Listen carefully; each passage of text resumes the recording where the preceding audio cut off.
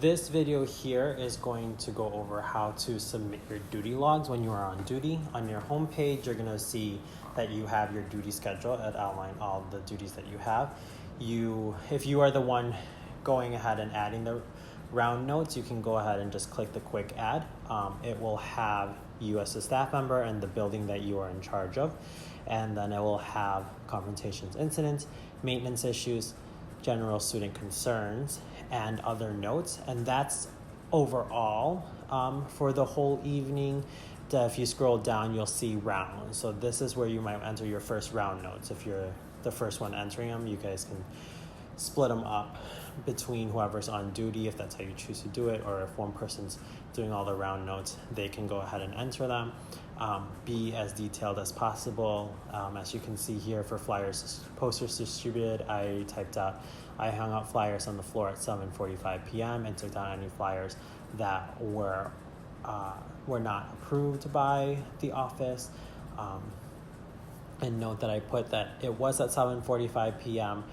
Because you can't really tell which round is which. And when we read these duty logs, we'll only be able to determine it by the time that you guys put at when you're doing the different check marks here. So for safety, fire safety and door props, you're going to want to take note of anything that's out of the ordinary, and make sure like all the fire alarms or the smoke detectors are up, nothing's beeping, nothing is out of the ordinary.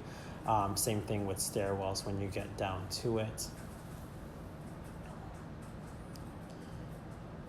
And lastly, the lobby and common area. So for stairwells here, I wrote that all the stairwells seemed in tip-top shape. And I noted that I did pick up paper in the staircase between the 5th and 6th floor, and I threw it away in the 6th floor while I was going about my rounds.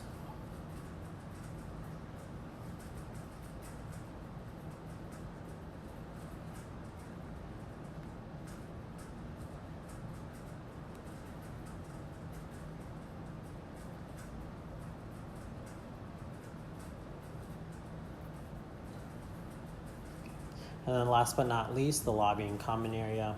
Again, you want to be as detailed as possible. I'm not being as detailed here, but you definitely want to make sure that you're noting anything on each floor. You're noting the times that things are happening.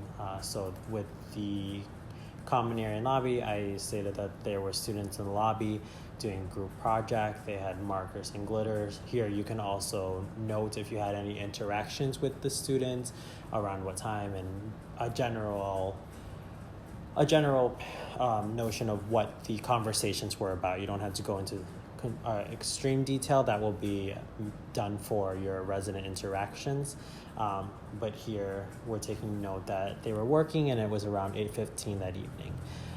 Like I said earlier, the round notes you want to do each time you go on a round. When you have the duty log notes, if you have confrontations and incidents or maintenance issues and such, you can go ahead and complete those at the very end of your round, or you can go ahead and type them up as they occur so that you don't forget, because you can always go back and edit it. So something that you might have to deal with is at 8:30 p.m. I was called to deal with a lockout for resident Smith in Dwight 512.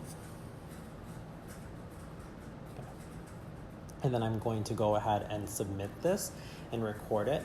And I can go ahead and say okay, and then wait till I can go ahead and see the duty logs that I've submitted so far. And also I can see on the main page again, view log here. And here you'll see like your round windows. And then that button will go ahead and let you add additional round notes as you go on through the night.